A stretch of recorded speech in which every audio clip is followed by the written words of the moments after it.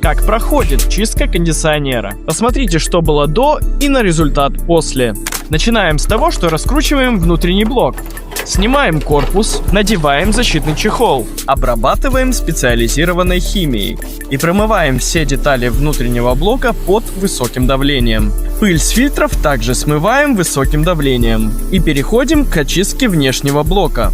Открываем крышку. А зачем? Пишите в комментариях. Промываем внешний блок не только с лицевой, но и с боковой и с задней стороны.